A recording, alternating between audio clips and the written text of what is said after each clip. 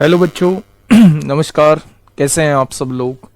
उम्मीद करता हूं कि आप सब लोग अच्छे होंगे, बेहतरीन होंगे, लाजवाब होंगे, एकदम बिंदास होंगे और साथ ही बहुत अच्छे से आप लोग अपनी पढ़ाई को कर रहे होंगे। तो सबसे पहले 2 दिन से हम लोगों की क्लास नहीं हुई है स्टैटिक्स की, और रीज़न आप लोगों को पता होगा कि थोड़ा सा मुझे ना मतलब विजडम टीथ जो है वो निकला है, तो उस वजह से जो है वो सर्जरी हुई है, उस वजह से थोड़ी सी दिक्कत है, बोलने में परेशानी हो रही है और आज भी नहीं बोला जा रहा है। लेकिन ऐसा तो नहीं है कि क्लास अब छोड़ते ही रहेंगे, क्योंकि उसमें आप लोगों का भी मेरे भाई नुकसान है थोड़ा सा, ठीक है। तो जब तक पॉसिबल होता है तब तक मेरे भाई चीज़ों को कर लेते हैं, और जब ऐसा लगेगा कि अब नहीं बोला जा रहा है तब हम क्लास को मेरे भाई ऑफ कर देंगे, ठीक है। आज हम नामकरण का कार्यक्रम नहीं रखते हैं, नाम बोलने वाला कार्यक्रम नहीं रखते हैं, क्योंकि ऑलरेडी ही हमारी 2 दिन से क्लास मेरे प्यारे दोस्त नहीं हुई है। तो शुरुआत करते हैं मेरे प्यारे दोस्त। हम लोगों का स्टैटिक्स चल रहा है और उसमें हम लोगों की जो है वो 4 क्लास हो चुकी हैं। अगर मैं बात करूं तो हम लोगों ने स्टैंडर्ड डेविएशन पढ़ा था, लेकिन हम लोगों ने स्टैंडर्ड डेविएशन डायरेक्ट जो सीरीज में हम लोगों को दिया होता था वहां से हम लोग मानक विचलन डायरेक्ट निकाल लेते थे। लेकिन यूपीएसआई में भाई साहब एक क्वेश्चन ऐसा पूछ लिया जो बहुत कैलकुलेटिव आपसे पूछ लिया। मैं उस क्वेश्चन को सलाह दूंगा कि ऐसे क्वेश्चन अगर आता है तो आपको स्किप करना है। करने का तरीका जरूर बताऊंगा, लेकिन पेपर में आपको उस टाइप के क्वेश्चंस को नहीं करना है, स्किप करके चलना है।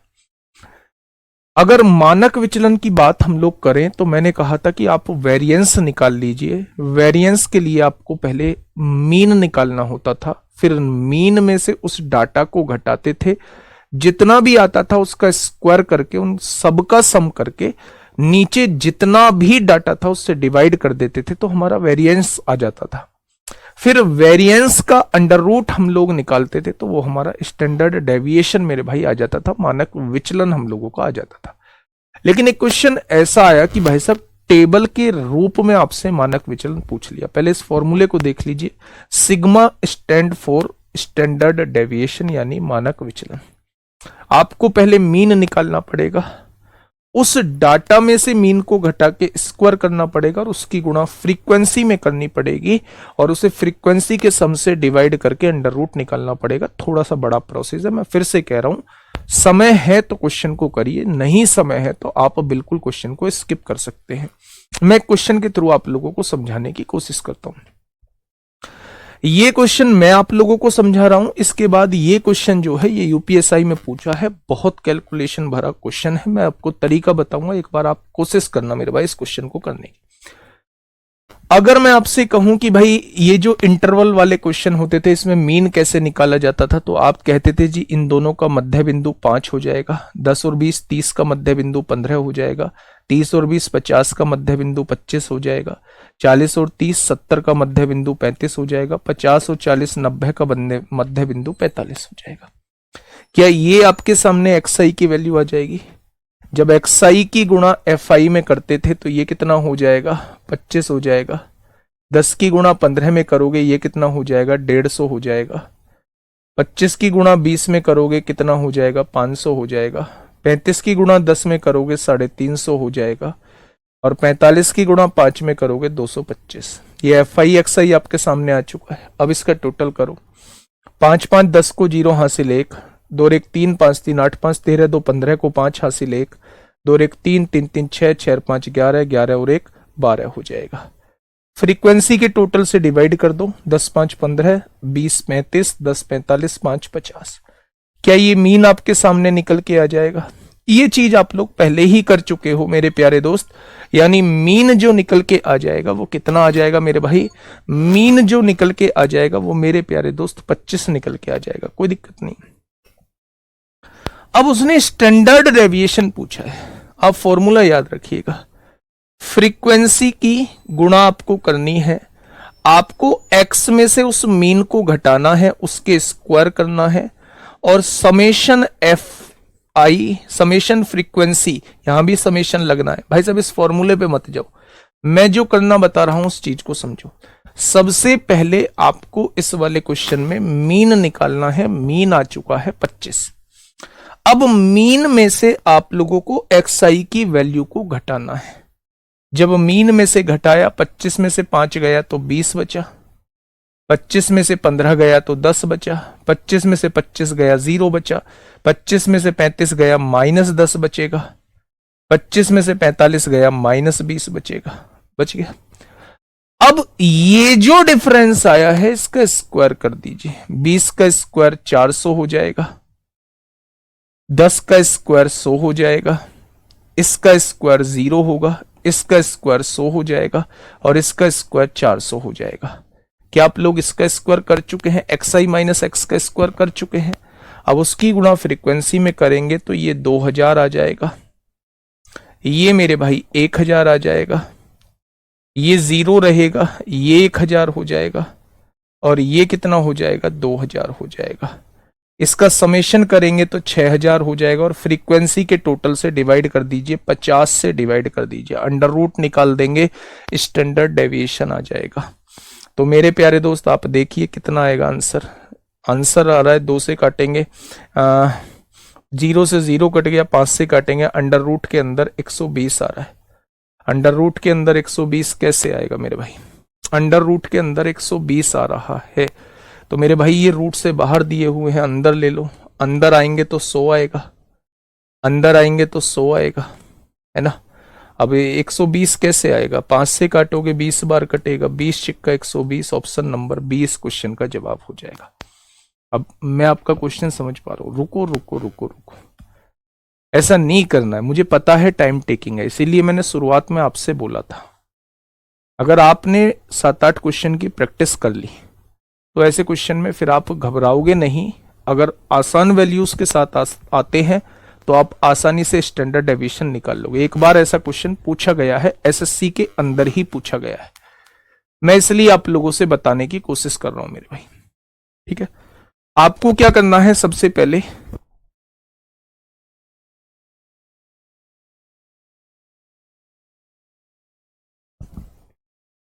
अच्छा कमेंट आ रहा है डी ऑप्शन, 12 का स्क्वायर यहाँ 144 जाएगा और 144 से 6 से काटेंगे, 6 दूनी 12, 6 चौक 24, हाँ 120 आ रहा है। तो मेरे भाई ये गलती से ऑप्शन लिख गया, इसे काट देंगे, ये गलती से ऑप्शन लिख गया, इसे काट देंगे, है ना, ये गलती से लिख गया, इसका जो करेक्ट आंसर हो जाएगा वो ये हो जाएगा, ठीक है।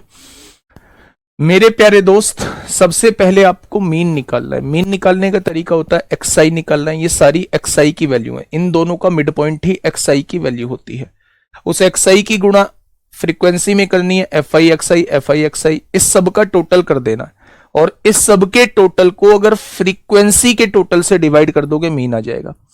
मीन में से ये एक्सआई घटाइए, 20 आएगा, ये घटाया, घटा के लिख दीजिए, इसका स्क्वायर करके लिख दीजिए, इस xi माइनस एक्स के स्क्वायर में फ्रीक्वेंसी की गुणा कर दीजिए, फिर इसका टोटल करेंगे, अगर इसको फ्रीक्वेंसी के टोटल से डिवाइड करके अंडर रूट निकाल दोगे तो मानक विचलन आ जाएगा। इस क्वेश्चन से तो पार पाली थी, लेकिन यूपीएसआई में ये क्वेश्चन आप लोगों से पूछा गया था। सबसे पहले एक तो इसमें बैलेंस नहीं है चीजें, ये 20 पे खत्म हो रही है, ये 21 से शुरू हो रही है। तो मैंने बताया था आधा इधर बढ़ाना पड़ेगा, आधा इधर घटाना पड़ेगा, 10.5 से 20.5 तक, 20.5 से 30.5 तक, 30.5 से 40.5 तक, 40.5 से 50.5 तक और 50.5 से 60.5 तक। इसलिए क्वेश्चन स्किप करना पड़ेगा क्योंकि कैलकुलेशन बहुत ज्यादा रहने वाली है। अब आपसे क्या पूछा है? 50 छात्रों का एक सर्वेक्षण किया गया है, मानक विचलन है, तो पहले जैसा ही क्वेश्चन, हमें सबसे पहले इसका मीन निकालना पड़ेगा, इन दोनों का मिड पॉइंट निकाल के यहां लिखना पड़ेगा, उस मिड पॉइंट की गुणा फ्रीक्वेंसी में करनी पड़ेगी, एफ आई एक्सआई का टोटल करना पड़ेगा, उसे फ्रीक्वेंसी के टोटल से डिवाइड करना पड़ेगा, मीन आएगा, मीन में से इस एक्सआई को घटाएंगे, वो आएगा, उसका स्क्वायर करके फिर फ्रीक्वेंसी में गुणा करेंगे और फिर उसे फ्रीक्वेंसी के टोटल से डिवाइड करके अंडर रूट निकालेंगे। तो मेरे भाई क्वेश्चन हो जाएगा बहुत लेंथी, फिर भी हूबहू सेम एज 78 है। थोड़ा सा मन की तसल्ली के लिए, थोड़ा सा मन की तसल्ली के लिए आप लोग इस क्वेश्चन को घर जरूर कर लें। ये क्वेश्चन आपसे यूपीएसआई में पूछा गया था, मैं यही सलाह दूंगा कि आप इस क्वेश्चन को मेरे भाई स्किप जरूर करिएगा, है ना। इतनी बड़ी कैलकुलेशन के साथ हम आगे नहीं बढ़ेंगे। मेरे प्यारे दोस्त हमने स्टैंडर्ड डेविएशन पढ़ा। हमने स्टैंडर्ड डेविएशन पढ़ा। स्टैंडर्ड डेविएशन में फॉर्मूला हम लोगों ने ये जाना था कि हम मीन निकालेंगे, मीन में से उस दिए गए डाटा को घटाएंगे, उसका स्क्वायर का सम करेंगे और उसे फ्रीक्वेंसी के टोटल से डिवाइड कर देंगे, उसका अंडर रूट ही स्टैंडर्ड डेविएशन होता है। लेकिन जहां आपको मानक विचलन के आगे नमूना लगा हुआ दिख जाए, सैंपल लगा हुआ दिख जाए, तो बस एक छोटा सा चेंज है, यहां फ्रीक्वेंसी का टोटल नहीं करना होता, उससे एक कम करना होता है। मान लो फ्रीक्वेंसी का टोटल 50 आया, उससे एक कम कर दो, 49 नीचे लिख दो। स्टैंडर्ड डेविएशन और सैंपल स्टैंडर्ड डेविएशन में केवल यह फर्क होता है कि उसमें डिनोमिनेटर में यानी कि नीचे वाले पार्ट में हमेशा फ्रीक्वेंसी का टोटल लिखा जाता है, यानी जितना डाटा है उतना लिखा जाता है। लेकिन यहां जब बात सैंपल की होगी तो उससे एक कम लिखा जाएगा। ठीक है, मैं क्वेश्चंस के थ्रू आपको समझाने की कोशिश करता हूं। यह क्वेश्चन एसएससी में पूछा गया है, ध्यान से सुनना। जितना आपसे पहले पूछा गया ऑलमोस्ट वो तो खत्म हो चुका है यूपीएसआई में, ये चीज आगे पूछी जा सकती है, इसलिए मैं प्यारे दोस्त इन्हें करा भी रहा हूं। ठीक है, ध्यान से सुनना। नीचे दिया गया डेटा एक शहर में 5 अलग अलग दिनों में दर्ज की गई वर्षा को दर्शाते हैं, है ना। वर्षा 5, 6, 8, 10 और 11। दिए गए डेटा का नमूना यहां लग चुका है, नमूना विचरण ज्ञात कीजिए। विचरण कह रहा है, विचरण मतलब वेरिएंस कह रहा है, यानी सिग्मा स्क्वायर की वैल्यू पूछना चाह रहा है। अच्छा, हम कैसे निकालते थे? सबसे पहले हम लोग मीन निकालते थे। मीन कैसे निकलता था? जोड़ते थे 11 और 10 21 और 8 29, 29 और 6 35 और 5 40। जितनी संख्या है उससे डिवाइड करते थे। क्या ये 8 आ चुका है इसका मीन? फिर 8 में से 5 को घटाया 3 का स्क्वायर 9 आएगा। 8 में से 6 को घटाया 2 का स्क्वायर 4 आएगा। 8 में से 8 को घटाया 0 का स्क्वायर 0 आएगा। 8 में से 10 घटाया -2 का स्क्वायर 4 आएगा। और 8 में से 11 को घटाया -3 का स्क्वायर 9 आएगा। जितनी संख्याएं हैं 1 2 3 4 5, अगर मैं 5 से डिवाइड करूं तो मेरा विचरण निकल के आ जाएगा। लेकिन क्योंकि मुझसे नमूना विचरण पूछा है तो इससे एक कम डाटा मुझे लेना पड़ेगा। अगर मानक विचलन पूछता तो अंडर रूट करता। मानक विचलन नहीं पूछा है, विचरण पूछ रहा है, तो मेरे भाई 9 4 13 13 26/4 हो जाएगा। और 26/4 का मतलब होता है 13/2 और 13/2 का मतलब होता है 6.5।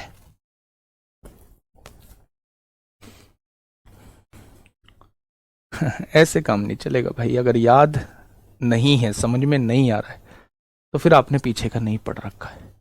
ऐसे तो मैंने बहुत क्वेश्चन कराए जब आपको डाटा दिया होता था और आप लोगों से वेरिएंस पूछा जाता था। हम लोग मीन निकालते थे, मीन में से इस डाटा को घटाने के बाद उनके स्क्वायर का सम करके जितना डाटा दिया होता था उससे डिवाइड कर देते थे। अगर स्टैंडर्ड डेविएशन पूछा जाता था तो इस वेरिएंस का ही अंडर रूट कर देते थे। बस फर्क इतना है, क्योंकि यहां नमूना दिया है, नमूना मतलब सैंपल दिया है, तो जितना डाटा है उससे डिवाइड ना करके उससे एक कम से हम लोग डिवाइड करें। एक और क्वेश्चन मैं आपके सामने ला रहा हूं, इसका आंसर दो। एक और क्वेश्चन मैं आपके सामने ला रहा हूं, इसका आंसर दो भाई। क्या हो जाएगा इस क्वेश्चन का साथी? बिल्कुल सही जवाब। एक वनस्पति शास्त्री को एक नई किस्म के पौधों की औसत ऊंचाई और मानक विचलन में रुचि थी। एन की वैल्यू, यानी एन जो है वो डाटा जो है वो 10 डाटा आप लोगों को दिए हुए। पौधों के नमूने की ऊंचाई, औसत ऊंचाई 11 सेंटीमीटर है, यानी मीन उसने कह दिया, मीन निकालना मत, औसत को ही हम लोग मीन कहते हैं। मीन 11 दिया हुआ है, जिसे 2 स्थानों तक गोल किया गया है। नमूने का मानक विचलन, मानक विचलन मतलब standard deviation, sample standard deviation पूछा। सैंपल पूछ रहा है तो ऊपर पूरा डाटा नहीं आएगा, इससे एक कम डाटा आएगा, पहले तो ये जान लो। मानक विचलन पूछा है तो वेरिएंस का हमें अंडर रूट करना होता है। तो भैया घटाओ, 11 में से 9.5 जाएंगे, 1.5 का स्क्वायर कितना होता है? 1.5 का स्क्वायर 2.25। 11 में से 12 जाएंगे, 1 का स्क्वायर 1 होता है। 11 में से 11.5 जाएंगे, आधा का स्क्वायर 0.25 होता है। 11 में से 10.5 जाएंगे, आधे का स्क्वायर कितना होता है? 0.25 होता है। 11 में से 13 जाएंगे, 2 का स्क्वायर 4 होता है। 11 में से 10 जाएंगे, 1 का स्क्वायर 1 होता है। 11 में से 11.5 जाएंगे, 0.25 होगा उसका स्क्वायर। 11 में से 12, 1 का स्क्वायर 1 हो जाएगा, है ना। 11 में से 10.5 जाएंगे, आधे का स्क्वायर 0.25 हो जाएगा। बेटा देखते रहना कैलकुलेशन। और 11 में से 9.5 जाएंगे तो 1.5 का स्क्वायर 2.25 हो जाएगा। जितना डाटा है, टोटल डाटा 10 था, 9 लिख दो, अंडर रूट निकाल दो क्योंकि मानक विचलन आपसे पूछा है। 2.25 और 2.25 ये 4.5 हो जाएगा। 4.5 और आधा 5 हो जाएगा। 5 और 1 6 और 4 10 और 1 11, 11 और 1 12, 12 में आधा जोड़ेंगे 12.5 आएगा। और 12.5 में 9 का डिवाइड करेंगे क्योंकि मानक विचलन पूछा है, अंडर रूट निकालना पड़ेगा। पॉइंट हटाइए 0, 5 से काटा 25 बार, 5 से काटा 18 बार, ठीक है। 18 एकम 18 है ना, कितना बचेगा? 7 बचेगा। 18 तिया 54, 18 लगभग 1.4 बार जाएगा। 1.4 का मतलब क्या होता है? 1.4 का मतलब क्या होता है? 11 11 121, 1.18 सेंटीमीटर आ जाएगा। 1.18 सेंटीमीटर आ जाएगा, ठीक है मेरे भाई। आप इसे लिख लो कुछ भी, 140 लिख लो। तो 140 का वर्गमूल 11 से तो बड़ा ही होगा, लगभग इससे ही बड़ा होगा। तो यही इस क्वेश्चन का जवाब आ जाएगा। नमूने का मतलब समझ गए? अब तो कंफ्यूज नहीं होंगे। कंफ्यूजिंग चीजें हो सकती हैं, अगर पहली बार पढ़ रहे हैं हम तो कंफ्यूजिंग चीजें हो सकती हैं, लेकिन आपको खुद से ये देखना होगा कि मैं कैसे याद रखूंगा कि नीचे कब तो 10 आएगा और कब इससे कम आएगा।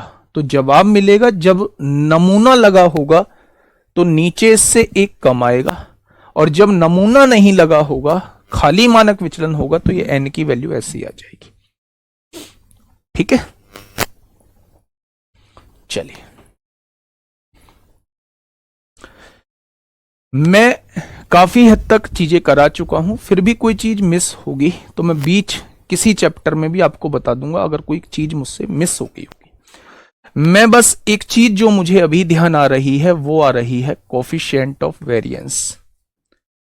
कोफिशिएंट ऑफ वेरिएंस ये बहुत पूछा जाता है, बहुत पूछा जाता है, यानी कि विचरण का गुणांक, प्रसरण का गुणांक, विचरण का गुणांक कह लो चाहे प्रसरण का गुणांक कह लो, ये आपसे पूछा जाता है। आपको एक डाटा दे देगा, आपको एक डाटा दे दिया, आप लोगों से कहिएगा इसका विचरण का गुणांक बताइए, यानी कोफिशिएंट ऑफ वेरिएंस बताइए। आपको कुछ नहीं करना, आपको जस्ट उसका स्टैंडर्ड डेविएशन निकालना है, मानक विचलन निकालना है, मानक विचलन निकालना है उसका जस्ट। और अगर मानक विचलन को आप लोग मीन से डिवाइड कर देते हैं, माध्य से डिवाइड कर देते हैं, तो ये रेशो आ जाएगा। और अगर आंसर परसेंटेज में मांगता है तो 100 से मल्टीप्लाई कर देना, ये आंसर परसेंटेज में आ जाएगा, ठीक है। ये जो टॉपिक आप लोगों को दिखाई दे रहा है क्वार्टाइल, ये मेरे प्यारे दोस्त एसएससी ने पिछली बार ही आप लोगों से इससे क्वेश्चन पूछने स्टार्ट किए हैं। यूपीएसआई में यहां से क्वेश्चन नहीं पूछे गए हैं, लेकिन मामले को समझना, क्वार्टाइल टॉपिक से आप एसएससी ने क्वेश्चन पूछने स्टार्ट किए, यहां से यूजीसी नेट में भी क्वेश्चन पूछ लिया गया। ये यहां से नहीं, मतलब इस टॉपिक से जो मैं पढ़ाने वाला हूं, यूजीसी नेट में भी क्वेश्चन पूछ लिया गया। तो आप एक बार पढ़ जाइए, आसान बहुत है, बहुत ज्यादा आसान है, बहुत कुछ करना नहीं रहेगा, बहुत बड़ा टॉपिक नहीं है, बहुत छोटा सा टॉपिक है, लेकिन बहुत शांति से हम लोग समझने की कोशिश करेंगे। तो हमारा जो टॉपिक रहने वाला है वो कौन सा रहने वाला है? आप कहेंगे जी क्वार्टाइल रहने वाला है। क्वार्टाइल का मतलब क्या होता है? क्वार्टाइल मतलब आपके पास कोई डाटा दिया हुआ है, आपके पास ये कोई डाटा दिया हुआ है। क्वार्टाइल का मतलब होता है इसे 4 भागों में हम लोग बांटते हैं। 4 भागों में बांटेंगे तो 4 भागों में कुछ ऐसा बांटेंगे, डाटा हो गया, डाटा हो गया, यानी 3 कट आप लोगों को लगाने पड़ेंगे। ये जो पहला कट होता है मेरे भाई, इस वैल्यू के नीचे 25% डाटा होता है। जो आपको डाटा दिया हुआ है, एक चौथाई डाटा इसके इधर होता है, 75% डाटा जो होता है वो इधर होता है।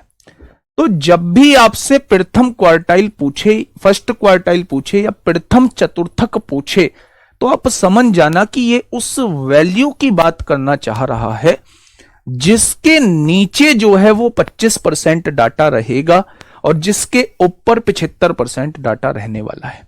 उसे हम Q1 से रिप्रेजेंट करते हैं।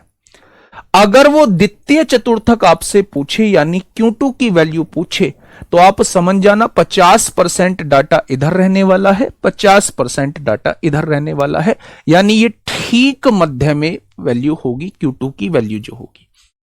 जब वो Q3 की वैल्यू आपसे पूछना चाहता है तो 75% डाटा उधर रहने वाला है, 25% डाटा इधर रहने वाला है। ठीक है, अब मैं डायरेक्ट आपको बता देता हूं। जब वो प्रथम चतुर्थक आपसे पूछता है तो पहला पूछ रहा है इसकी गुणा n+1/4 में कर दो। अब n क्या होता है? n होती है नंबर ऑफ टर्म्स कितनी है, नंबर ऑफ डाटा कितना आपको दिया हुआ है।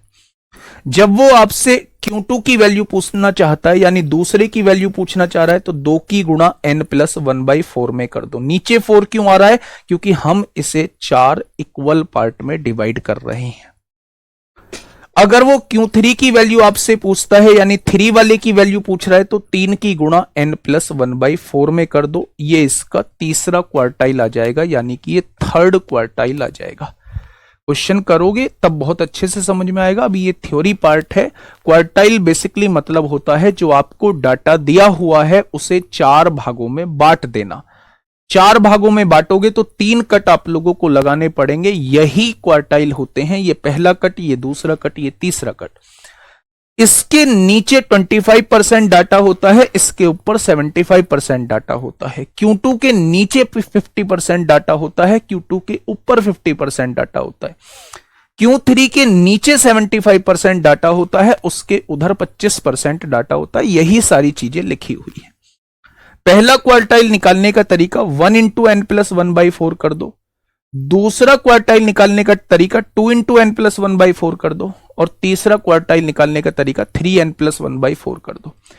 यह वह मान है जो सबसे छोटे छोटे 25% आंकड़ों को, एक चौथाई आंकड़ों को अलग करता है। अर्थात वह बिंदु है जिसके नीचे तो 25% डाटा होगा और ऊपर 75% डाटा होगा, उसे हम लोग प्रथम चतुर्थक यानी कि फर्स्ट क्वार्टाइल बोलने वाले हैं। आगे बढ़ता हूं। देखिए, द्वितीय चतुर्थक में आप समझ गए होंगे 50% नीचे 50% ऊपर।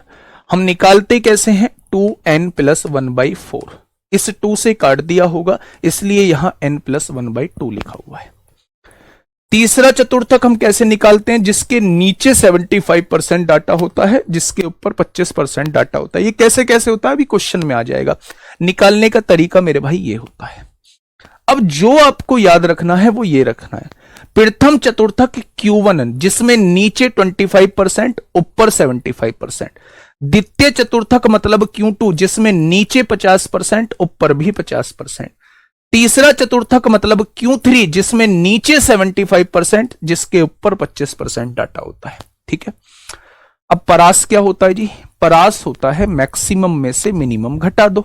सबसे बड़ा कौन सा है? सबसे बड़ा अगर आप देखोगे जो हमने डिवाइड किया था Q3, अगर मैं उसमें से Q1 घटा दूं, Q3 में से Q1 घटा दूं तो ये परास आ जाएगा। किसका परास आ जाएगा?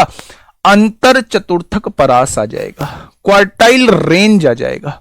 डिफरेंस क्वार्टाइल रेंज अगर निकालना हो, डिफरेंस क्वार्टाइल रेंज अगर निकालना हो तो Q3 में से Q1 आपको घटाना पड़ेगा।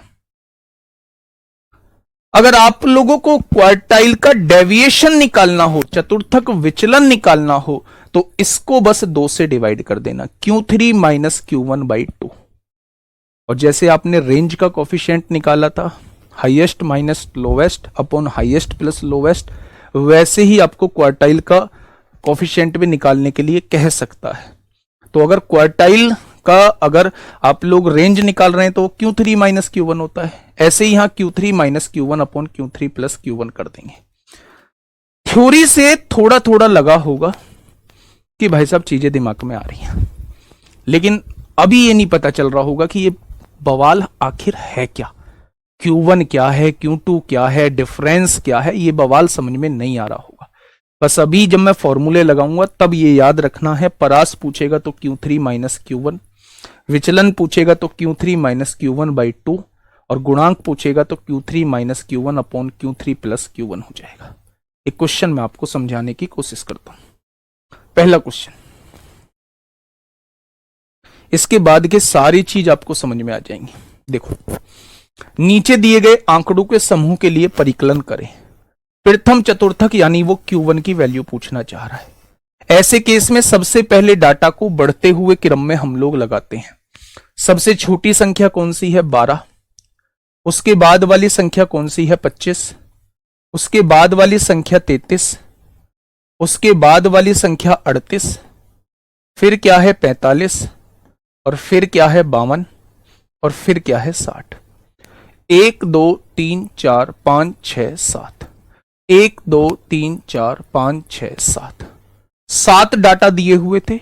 फर्स्ट, सबसे पहले उन्हें अरेंज करिए असेंडिंग ऑर्डर में, तभी तो आप बता पाओगे कि 1/4 डाटा नीचे है, उस वैल्यू से 1/4 75% डाटा जो है वो ऊपर है, उसी वैल्यू को हम Q1 कहते हैं। अब देखिए, क्योंकि उसने Q1 पूछा है तो Q1 हम लोग पढ़ के आए हैं कि 1 की गुणा n प्लस 1/4 में कर दो, n प्लस 1/4 में कर दो। n क्या होता है, नंबर ऑफ टर्म्स, 1 2 3 4 5 6 7, 7 और 1 कितना हो जाएगा 8, और 8/4 यानी कि सेकंड टर्म जो होगी, सेकंड टर्म जो होगी वो Q1 की वैल्यू होगी। सेकंड टर्म यानी Q1 कितना हो जाएगा, 25 हो जाएगा। इस 25 के नीचे आप एक डाटा पाएंगे 25%, और इस 25 के ऊपर आप 75% डाटा पाएंगे। मेरी बात आपको समझ में आ रही है? ये जो 25 है ना, इस 25 के नीचे जो है वो आप लोग 25% डाटा पाएंगे, 1/4 डाटा मिलेगा, और 25 के ऊपर जो है वो 75% डाटा आप लोगों को मिलने वाला है। ठीक है भाई, चलिए बहुत बढ़िया। अब सेकंड में आपसे ये पूछा है, सेकंड में पूछ रहा है द्वितीय चतुर्थक, यानी कि आपको Q2 बताना है। Q2 आपने कैसे निकालना सीखा है, Q2 आपने निकालना सीखा है भैया, 2 की गुणा कर दो n प्लस 1/4 में। अब मेरे प्यारे दोस्त, n क्या है, n दिया हुआ है नंबर ऑफ टर्म्स, कितनी है, 1 2 3 4 5 6 7, 7 और 1 8 हो जाएगा, बटे में 4, यानी कि Q2 जो हो जाएगा वो 4 हो जाएगा। चौथी टर्म जो है ये Q2 हो जाएगी, ये Q2 हो जाएगी, ये Q1 हो जाएगा मेरे भाई। अब देखो, Q2 के इधर 3 टर्म्स हैं, Q2 के इधर 3 टर्म्स है, तो 50% डाटा इधर हो गया, 50% डाटा इधर हो गया ना मेरे भाई। तो आप कहेंगे जी बिल्कुल हो गया। आगे बढ़िए।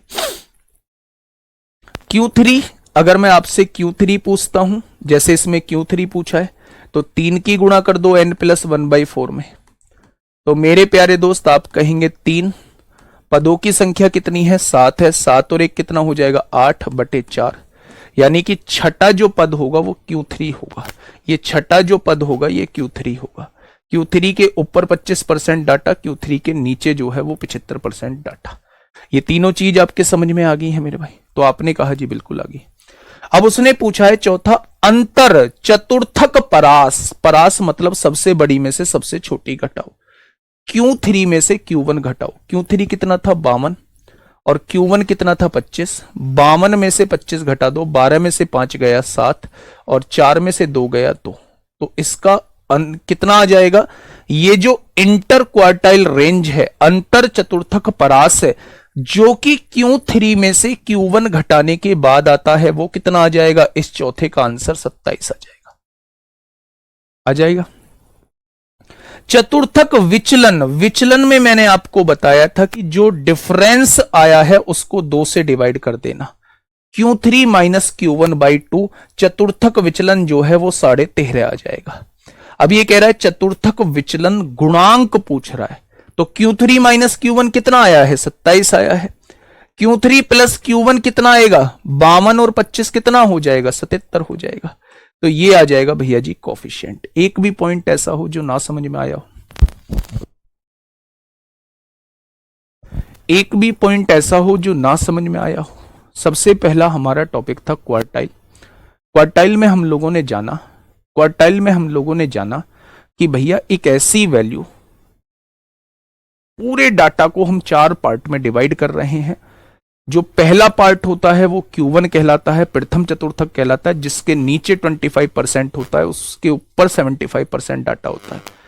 दूसरा जो कहलाता है वो Q2 कहलाता है, जिसके नीचे 50% होता है, उसके ऊपर भी 50% होता है। Q3 जिसके नीचे 75% डाटा, उसके ऊपर 25% डाटा। पहला क्वार्टाइल निकालना है तो n+1/4 करते हैं, दूसरा क्वार्टाइल निकालना है तो 2n+1/4 करते हैं, और तीसरा क्वार्टाइल निकालना है तो 3n+1/4 करते हैं। जब आपको रेंज निकालनी हो तो Q3 माइनस Q1 कर देते हैं। जब आपको डिफरेंस निकालना हो, इंटर क्वार्टाइल रेंज निकालनी हो, तो उसका आधा कर दे। इंटर क्वार्टाइल रेंज में क्या करते हैं मेरे भाई, ये रेंज है दोनों का डिफरेंस, और अगर आपको डेविएशन निकालना है तो वो दोनों का आधा, ये जो डिफरेंस आया था उसका आधा। और आपको अगर मेरे प्यारे भाई ये कोफिशिएंट निकालना है तो Q3 में से Q1 घटाइए, अपोन में Q3 प्लस Q1 कर दीजिए। ठीक है, आपने कहा जी कम समझ में आया है, एक और क्वेश्चन हो जाना चाहिए। ये लो एक और क्वेश्चन, इस पे मैं थोड़ा सा वेट करूंगा और आप लोगों का जवाब सुनूंगा।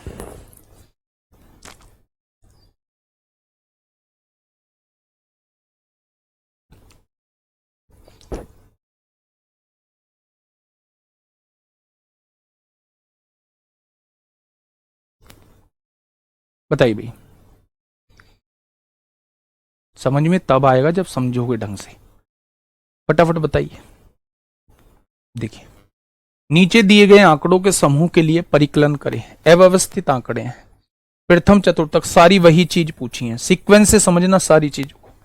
फर्स्ट, सबसे पहले अरेंज करो असेंडिंग ऑर्डर में।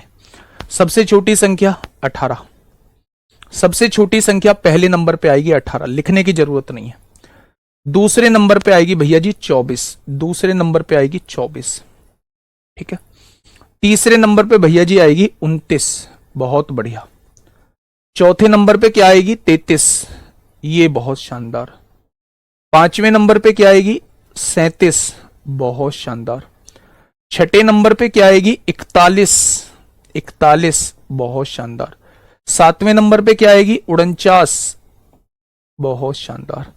आठवें नंबर पे क्या आएगी 55, नौवें नंबर पे क्या आएगी 62, 10वें नंबर पे क्या आएगी 75, और 11वें नंबर पे क्या आएगी 88। क्या आपने अरेंज कर लिया इन्हें असेंडिंग ऑर्डर में? अब उसने कहा प्रथम चतुर्थक, यानी कि वो आपसे n+1/4 की वैल्यू आपसे पूछना चाह रहा है। n कितना है, नंबर ऑफ टर्म्स कितनी है, नंबर ऑफ टर्म्स है 11, 11 और 1 12/4, और 12/4 का मतलब होता है तीसरी जो टर्म होगी वो Q1 की वैल्यू होगी, यानी कि 29 जो है वो Q1 की वैल्यू आ जाएगी। तीसरे नंबर पे कौन है 29 है, 29 जो है वो Q1 की वैल्यू आ जाएगी।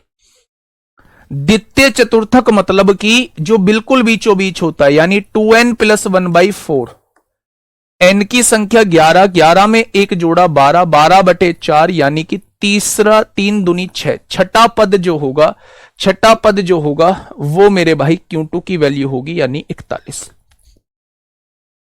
Q3 की वैल्यू निकालनी है, वो सारे एक साथ नहीं पूछेगा, मैं तो क्वेश्चन में आपको करा रहा हूं सारे एक साथ। तो 11 और 1 12 हो जाएंगे, 12/4 होगा, यानी कि नौवां पद जो होगा, नौवां पद जो होगा वो Q3 की वैल्यू हो जाएगी। क्या आप Q1 Q2 Q3 निकाल चुके हैं? तो आप कहेंगे जी बिल्कुल निकाल चुके हैं। अंतर चतुर्थक परास, यानी कि inter quartile range Q3 minus Q1, 62 में से 29 घटाओ, 12 में से 9 गया 3, 5 में से 2 गया 3, 33 हो जाएगा, हो जाएगा। चतुर्थक विचलन, इसी का आधा कर दो, Q3 माइनस Q1 का आधा, तो आप कहेंगे 16.5 आ जाएगा। चतुर्थक विचलन गुणांक पूछ रहा है, तो Q3 माइनस Q1 यानी अंतर तो 6.5 आया, 16 आया है, और Q3 प्लस Q1, Q3 62 है, Q1 29 है, 9 2 11 को 1 हासिल 1, 6 2 8 और 1 9 हो जाएगा। ये मेरे प्यारे दोस्त इसका गुणांक आ जाएगा। ये इसका क्या आ जाएगा, गुणांक आ जाएगा। क्या इतनी बातें समझ में आई? तो आप कह देंगे जी इतनी बातें तो समझ में आ चुकी। तो ऐसे ही मेरे भाई, अब पता है एक सवाल कौन सा मन में उठ रहा होगा, एक सवाल मन में ये उठ रहा होगा, भैया जी अगर ये पूरा पूरा नहीं कटा तो वहां मामला पेचीदा हो जाएगा। कुछ पेचीदा नहीं होगा। सुनो अगला क्वेश्चन, ये रहा अगला क्वेश्चन, खुद से पढ़ो पहले एक बार।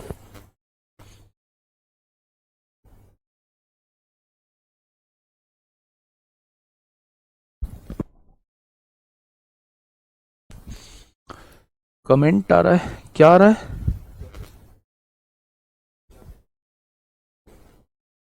ये वाला, अरे काट लो यार इसे, तो खुद भी काट लो भाई। 5×3 = 15, 5×3 = 15, 5×1, अच्छा ये सॉल्व होके अच्छा हाँ, Q3 - Q1 वो तो 33 है, बहुत सही 33 आ रहा है। और मेरे भाई sorry sorry sorry sorry sorry, सही है। क्या होता था गुणांक, क्या होता था, Q3 - Q1 upon Q3 + Q1 होता था। तो Q3 में से Q1 घटाया, यानी कि 62 में से 29 घटाया, कितना आया, 33 आया। और Q3 + Q1 इन दोनों को जोड़ा तो कितना आया, 9 और 2 11 को एक हासिल, 1 6 और 2 8 91, ये आएगा। 3 से काटोगे 11 बार, 3 से कटेगा नहीं भैया, 33/91 ही आएगा। ठीक है, ऐसी छोटी मोटी तो चीजें आप करेक्ट कर लिया करो। बताइए इस क्वेश्चन का जवाब दीजिए मेरे प्यारे दोस्त, क्या होगा इस क्वेश्चन का साथी? बिल्कुल सही जवाब। देखिए मैं फिर से कह रहा हूं, यूपीएसआई में यहां से क्वेश्चन नहीं पूछा गया है अभी, एसएससी में लास्ट टाइम इंक्लूड किया है, इसलिए मैं पढ़ा रहा हूं यहां। अगर आप नहीं पढ़ना चाहते हैं तो छोड़ सकते हैं, लेकिन एसएससी वालों को जरूर पढ़ना है। और इस बार पूछ लिया तो मैं दोस्त, आप या मैं क्या ही उनका उखाड़ लेंगे, पूछ लिया तो, है ना। तो इसलिए बहुत आसान सी चीज है, पढ़ लीजिए। देखिए ये आंकड़े दिए हुए हैं, वही सारी चीजें पूछी गई हैं। सबसे छोटी संख्या पहले नंबर पे 18, पहले नंबर पे 18 लिख दिया। दूसरे नंबर पे क्या है भाई साहब, दूसरे नंबर पे 25 है, ये लिख दिया 25। तीसरे नंबर पे जो है वो 30 है, ये 30 लिख दिया। चौथे नंबर पे 36 है, ये 36 लिख दिया। पांचवें नंबर पे 42 है, ये 42 लिख दिया। छठे नंबर पे 50 है, ये 50 लिख दिया। सातवें नंबर पे 59 है, ये लिख दिया। आठवें नंबर पे 67 है, फिर 73 है, और फिर 81 है। आपने कहा जी ये लिख दिया हमने अरेंज करके, 67 73 81 पहले अरेंज कर दिया हम लोगों ने, किसमें, सबसे पहले हमने अरेंज कर दिया असेंडिंग ऑर्डर में। जो आपका डाउट था वही इस क्वेश्चन का सॉल्यूशन है मेरे भाई। ये सॉल्यूशन आपके समझ में आ गया तो डाउट भी आपका क्लियर हो गया। पहले उसने कहा Q1 निकालो, Q1 होता है n प्लस, एक क्वेश्चन डिटेल में समझा देता हूं। Q1 होता है n + 1/4। 1 2 3 4 5 6 7 8 9 10, 10 में एक जोड़ा 11, और 11/4 का मतलब 4 दूनी 8, 9 10 11 3 बचेगा, 4 7 28, यानी ये आ गया। भाई साहब ये कौन से नंबर का पद है, थोड़ा सा मुझे बताना। जब भी मेरे भाई पूरा पूरा ना कटे तो दूसरा पद तो आपको पूरा पूरा लेना है। 25 तो आपको पूरा पूरा लेना है मेरे भाई। ये जो 0.75 आगे बचा, ये इसकी गुणा इन दोनों के डिफरेंस में कर देनी है। 25 और 30 का डिफरेंस 5 होता है, 5 की गुणा कर दीजिए 0.75 में। आपने कहा 25 प्लस 5 पंजे 25 को 5 हासिल 2, 7 पंजे 35, 37 को 7 हासिल लगे 3, 3.75, यानी कि इसके Q1 की वैल्यू 28.75 हो जाएगी। Q1 ना तो मेरा 25 होगा ना मेरा 30 होगा, इन दोनों के बीच में 28.75 हो जाएगी। कितनी हो जाएगी, 28.75 हो जाएगी। बातें समझ में आई? आपको क्या करना है मैं एक बार फिर से बता देता हूं। आपने Q1 की वैल्यू निकाली n + 1/4 से। n की वैल्यू नंबर ऑफ टर्म्स 10 दे रखी है, 10 और 1 11/4। जब आपने डिवाइड किया तो 2.75 आया। दूसरा पद तो पूरा पूरा लेना है, 0.75 की गुणा कर देनी है इन दोनों के डिफरेंस में, यही मेरे भाई Q1 की वैल्यू आ जाएगी। अब आप कहोगे जी Q2 की वैल्यू बताओ। To N plus 1/4। एन कितना है 10 और 11/4। 4 दूनी 8, 2.75 आएगा। और 2.75 की गुणा 2 में 5 दूनी 10 को 0 हासिल 1, 7 दूनी 14, 15 को 5 हासिल 1, 2 दूनी 4 और 1 5, 5.5 आएगा। 5.5 मतलब पांचवा पद तो पूरा पूरा लेना है, तीसरा चौथा पांचवा पद तो पूरा पूरा लेना है। बचा कितना 0.5 बचा। 0.5 की गुणा इन दोनों के डिफरेंस में कर देनी है, तीसरा चौथा पांचवा और छठे के डिफरेंस में। 42 और 50 का डिफरेंस 8 होता है। 8 पंजे 40, 4 आएगा 42 और 4 कितना हो जाएगा 46 हो जाएगा। 42 और 4 कितना हो जाएगा 46 हो जाएगा। ठीक है, ऐसे ही Q3 निकालना है। 3 n प्लस 1/4। n प्लस 1/4 यानी Q1 कितना आया था 2.75। 5 तिया 15 को 5 हासिल 1, 7 तिया 21, 22 को 2 हासिल 2, 3 दूनी 6 2 8। आठवां पद तो पूरा पूरा लेना है, 1 2 3 4 5 6 7 8। आठवां तो पूरा पूरा लेना है और 0.25 की गुणा उन दोनों के डिफरेंस में कर देनी है। 0.25 की गुणा इन दोनों के डिफरेंस में, इन दोनों का डिफरेंस 6 है। तो आप देखेंगे 25 छिक्का 150 होगा 1.5 यानी कि 68.5 आ जाएगा। ये किसकी वैल्यू आएगी, ये Q3 की वैल्यू आएगी। अगर ये Q3 की वैल्यू आ चुकी है तो अंतर चतुर्थक परास क्या होता है, तो आप कहेंगे दोनों का डिफरेंस, Q3 और Q1 का डिफरेंस। तो इन दोनों का डिफरेंस निकाल देना। चतुर्थक विचलन क्या होता है, इन दोनों के डिफरेंस का आधा, इन दोनों के डिफरेंस का आधा। और ये गुणांक क्या होता है, इन दोनों का डिफरेंस अपॉन इन दोनों का समेशन। कर लोगे भाई, अब तो कोई दिक्कत नहीं आएगी। इसके बाद शुरू होता है मेरे भाई ये सिलेक्शन पोस्ट 2025 में आपसे पूछा गया है। जो चीज पूछी गई है बस वही चीज मुझे बताना। क्या होगा इस क्वेश्चन का साथी बिल्कुल सही जवाब।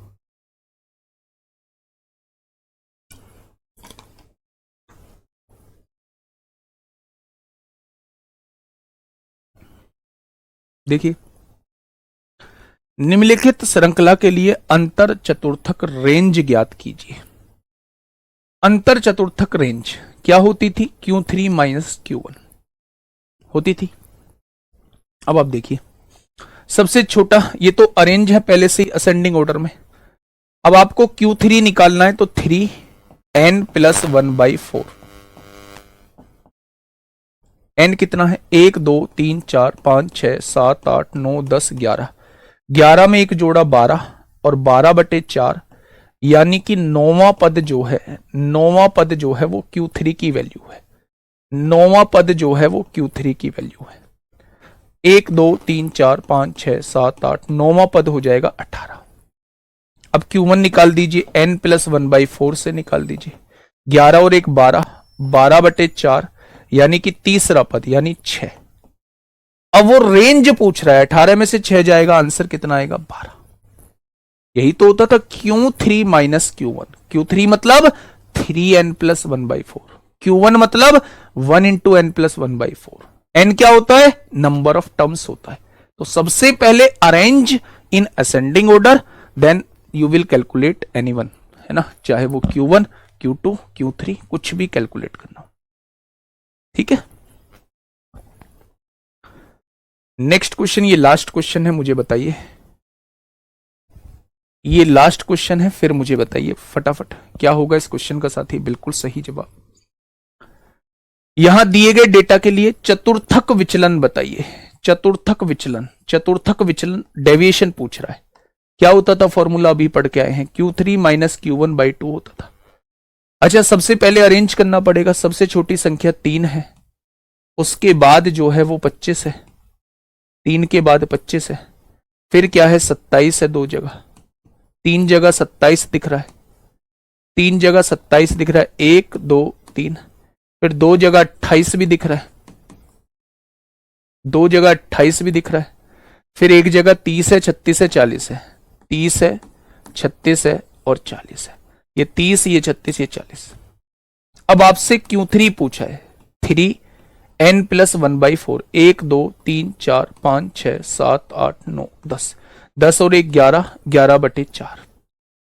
33/4 का मतलब क्या होता है, थोड़ा सा मुझे समझाइए। 4 अट्ठे 32 होता है, 1 बचेगा, 4 दूनी 8, 2 बचेंगे, 8.25। अच्छा, 8.25 का मतलब आठवां पद तो पूरा पूरा, 1 2 3 4 5 6 7 8, आठवां पद तो पूरा पूरा 30, और 0.25 की गुणा कर देंगे किस में, इन दोनों के डिफरेंस में, 6 में। तो आप देखेंगे 30, 25 छिक्का 150, 30 और 1.5 31.5 आ जाएगा आपके पास Q3। ये किसकी वैल्यू आ चुकी है, ये Q3 की वैल्यू आ चुकी है। अब आपको चाहिए Q1। Q1 मतलब n+1/4, 11/4, 4 दूनी 8, 8 3 बचेंगे, 4 सत्ते 28 और 4 पंजे 20, 2.75 आएगा। दूसरा पद तो पूरा पूरा लेना है और 0.75 की गुणा करनी है इन दोनों के डिफरेंस में, दो में। तो 0.75 इंटू 2 मतलब 1.5, 25 और 1.5 26 हो जाएगा, हो जाएगा। अब आपसे ये पूछा था दोनों का डिफरेंस निकालो, 31.5 में से 26 गया तो कितना, 5 बचेगा, और 5/2 का मतलब क्या होता है, 2.5 होता है। ये रहा, ये आपसे एसएससी में पूछे गए थे मेरे भाई, ये आपसे एसएससी में पूछा गया था।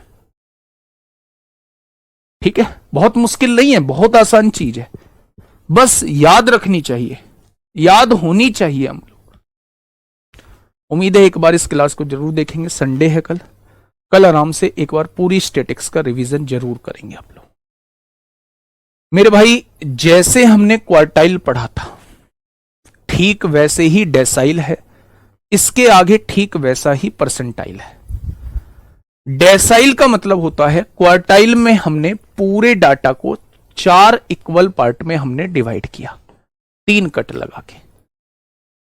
डेसाइल का मतलब होता है दशक, यानी 10 इक्वल पार्ट में हमें डिवाइड करना है 9 कट लगा के, 9 कट लगा के इसे 10 इक्वल पार्ट में 1 2 3 4 5 6 7 8 9, 9 इक्वल पार्ट में 10 इक्वल पार्ट में हमें डिवाइड करना है 9 कट लगा के। जैसे क्वार्टाइल को Q1 से डिनोट करते थे, ऐसे ही मेरे भाई डेसाइल को D1 से डिनोट करते हैं, और ये D1 से लेके कहां तक पूछ सकता है, ये D9 तक डाटा पूछ सकता है भाई। D1 पूछ सकता है, D2 पूछ सकता है, D3 पूछ सकता है, D4 पूछ सकता है, D5 D6, निकालने का तरीका वही रहेगा। अगर पहला डेसाइल पूछे, मान लो D1 पूछे, तो n+1 वहां 4 इक्वल पार्ट में डिवाइड होता था, यहां 10 इक्वल पार्ट में डिवाइड होता है। अगर हमसे D2 पूछे तो 2n+1 नीचे 10 आएगा। जैसे वहां n+1/4 आता था, ऐसे ही यहां n+1/10 आएगा, क्योंकि 10 इक्वल पार्ट में डिवाइड हुआ है। अगर हमसे D9 पूछे तो 9वां पूछ रहा है, इसकी गुणा n+1/10 में कर दो, बस इतना चेंज करना, बाकी किसी में कोई चेंज नहीं है। मैं एक बार आपको थ्योरी बता देता हूं, D9 तक हम लोगों से वो पूछ सकता है, यहां से वो कुछ नहीं पूछेगा। इसे क्वेश्चन के थ्रू मैं आप लोगों को समझाऊंगा। ये पॉइंट वाली चीजें हैं, इसे भी करने की जरूरत नहीं है, बस ये देखना 10 बराबर हिस्सों में बांटते हैं। ठीक है, बीच वाला हिस्सा D5 जो है वो मीडियन होता है, उसके 4 इधर 4 इधर, 8 हो गए, और ठीक बीच में D5 होता है, ठीक बीच में क्या होता है, D5 होता है मेरे भाई। ठीक है, पहले क्वेश्चन का जवाब दीजिए।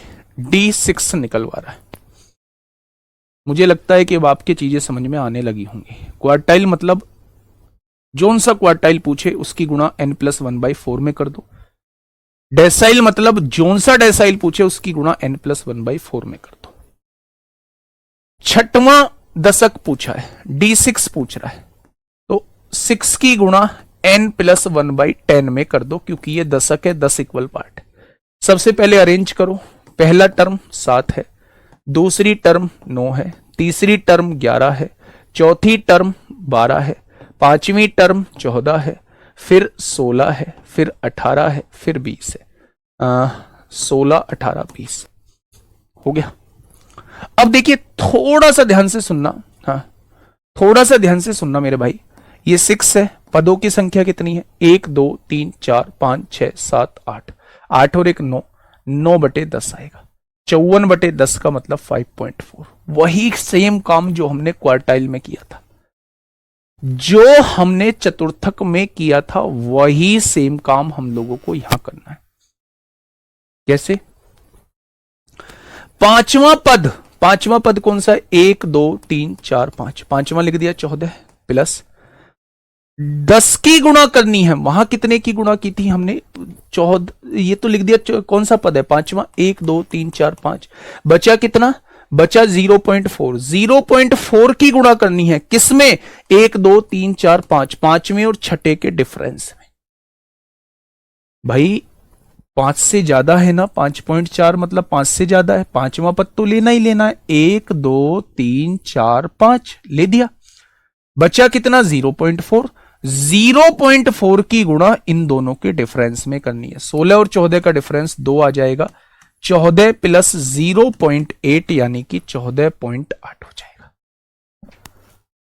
यानी कि 14.8 इस क्वेश्चन का जवाब हो जाएगा।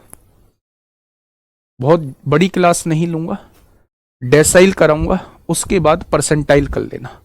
एक बहुत छोटा सा टॉपिक बच जाएगा, है ना, उसको हम लोग एक नेक्स्ट क्लास में हम लोग देख लेंगे। ठीक है, मंडे की क्लास में बहुत छोटी सी क्लास होगी। देखो, चौथा दशक पूछा है। सबसे पहले अरेंज करो। सबसे छोटी संख्या कौन सी है भाई? 22 है। सबसे छोटी संख्या 22 है, फिर 25 है, फिर 27 है, फिर 28 है, फिर 29 है, फिर 31 है। 22 हो गया, 22 हो गया, 25 हो गया, 27 हो गया, 28 हो गया, 29 हो गया, 31 हो गया, फिर 35 है, नहीं 33 है, 33 हो गया, फिर 35 हो गया, फिर 37 हो गया, फिर 40 हो गया। 33, 35, 37 और 40 सारी संख्याएं हो चुकी हैं। हमसे पूछा है चौथा दशक बताइए। चौथा दशक यानी 4 की गुणा किस में कर देनी है? n+1/10 में कर देनी है। 1 2 3 4 5 6 7 8 9 10, 10 और 1 11, 11 की गुणा 4 में होगी 44, और 44/10 का मतलब 4.4। चौथा पद तो आपको लेना ही लेना है 28, प्लस कितना बचा? 0.4 बचा। इन दोनों के डिफरेंस में गुणा कर दो। 28 में 0.4 जोड़ेंगे तो 28.4 इस क्वेश्चन का बिल्कुल सही जवाब जो है वो आपके सामने हो जाएगा। ठीक है, नेक्स्ट। भाई मैं आराम करूंगा इस क्वेश्चन पे। 7वां दशक मुझे आपसे चाहिए इस बार। 7वां दशक मुझे आपसे चाहिए इस बार। मैं इस क्वेश्चन पे आराम करूंगा। बताइए, मैं इस क्वेश्चन पे आराम करूंगा। 7वां दशक मुझे आपकी तरफ से चाहिए।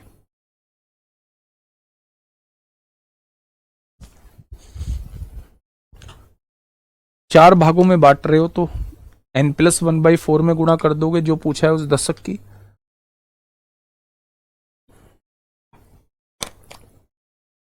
और अगर 10 पार्ट में बांट रहे हो तो n+1/10 की उस भाग में गुणा कर दोगे जो भाग पूछा है। 7वां पूछा है, 7 की गुणा n+1/10 में कर देना। पहले नंबर पे कौन सा है? पहले नंबर पे कौन सा आएगा? 45। पहले नंबर पे 45, दूसरे नंबर पे 47, तीसरे नंबर पे 49, चौथे नंबर पे 50, पांचवें नंबर पे 52, छठे नंबर पे मेरे भाई 55, सातवें नंबर पे 56, आठवें नंबर पे 58, नौवें नंबर पे 60, 10वें नंबर पे 61 और 11वें नंबर पे 62। टोटल है 11 पद।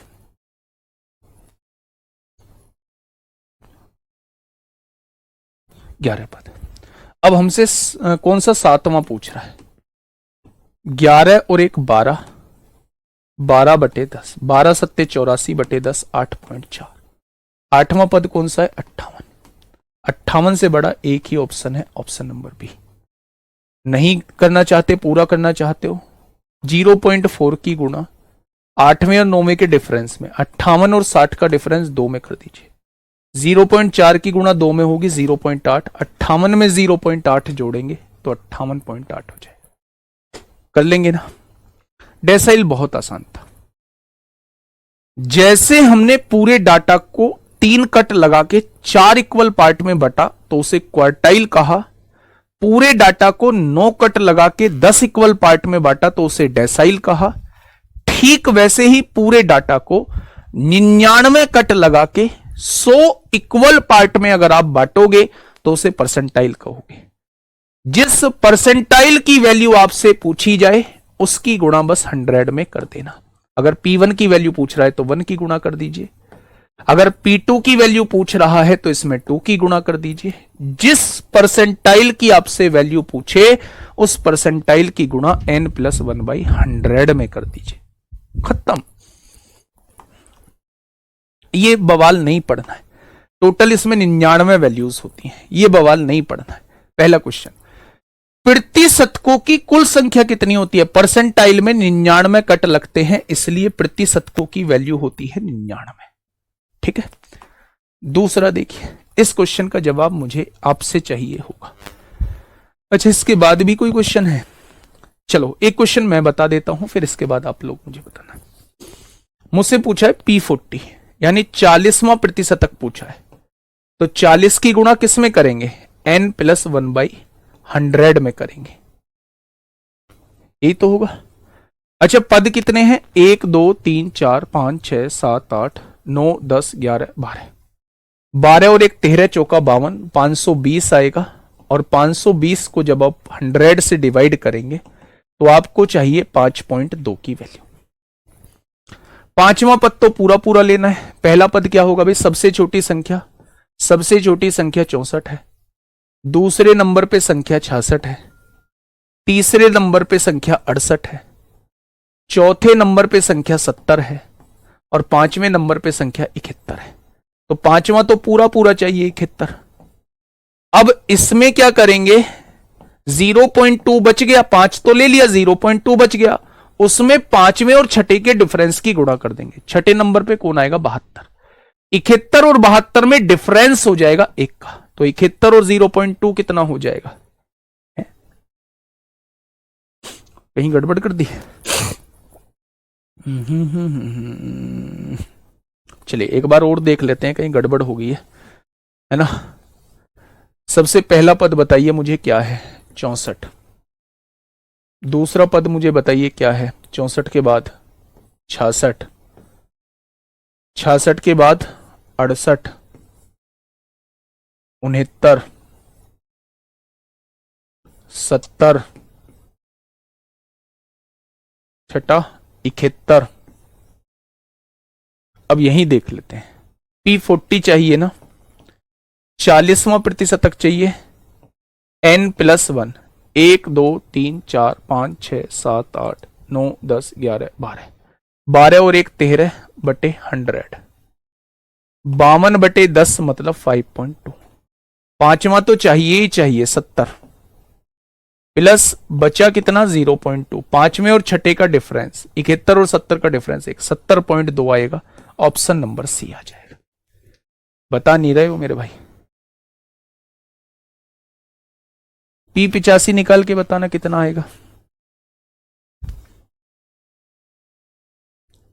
P85 निकाल के बताओ फटाफट कितना आएगा।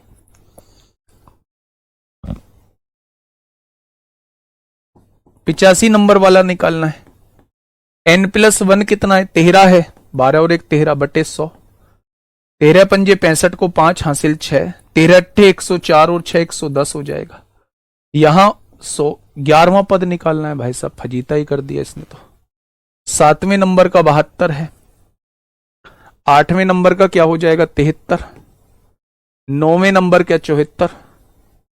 10वें नंबर का 75 और 11वें नंबर का 88 78। तो मेरे भाई 11वें नंबर का 78 है।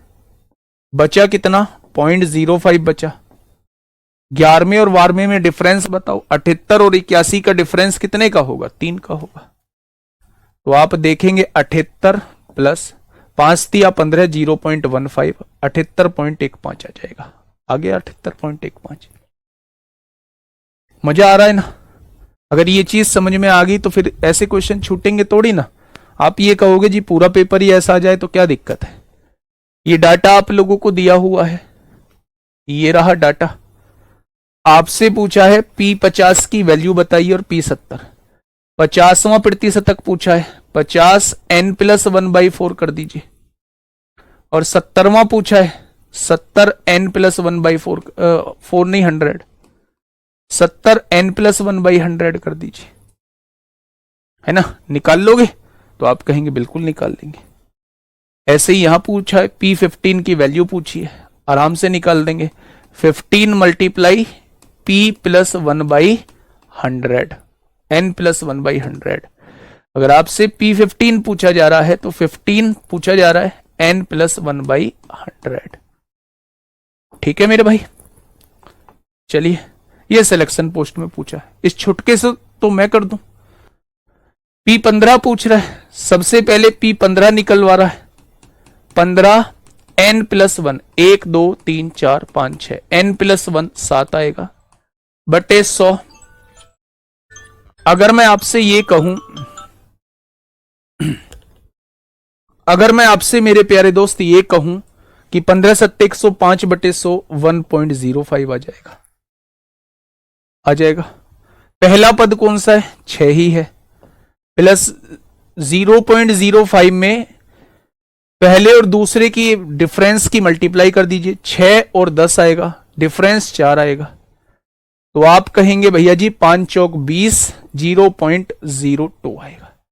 तो नहीं, हाँ 0.2 आएगा, 5 चौक 20, 0.2। आंसर कितना आएगा? 6.2 आ जाएगा। ये ऐसा क्वेश्चन सिलेक्शन पोस्ट में पूछा गया था। ये थोड़ा सा समझाने वाला टॉपिक मेरे लिए रहने वाला है। 20 मिनट मुझे इसमें चाहिए होंगे। कोई बहुत बड़ा टॉपिक नहीं है, मैं आधा घंटा लेके चल रहा हूं। लास्ट क्लास होगी मंडे को, और फिर उसके बाद जो है हम लोग स्टार्ट करेंगे अपना परमुटेशन कॉम्बिनेशन। आज के लिए इतना ही। थोड़ा सा एक बार क्लास को दोबारा से देख लेना, बहुत अच्छे से आपके समझ में आ जाएंगे। आज थ्योरी वाला पार्ट था केवल और केवल। ओके, टाटा, बाय बाय, धन्यवाद।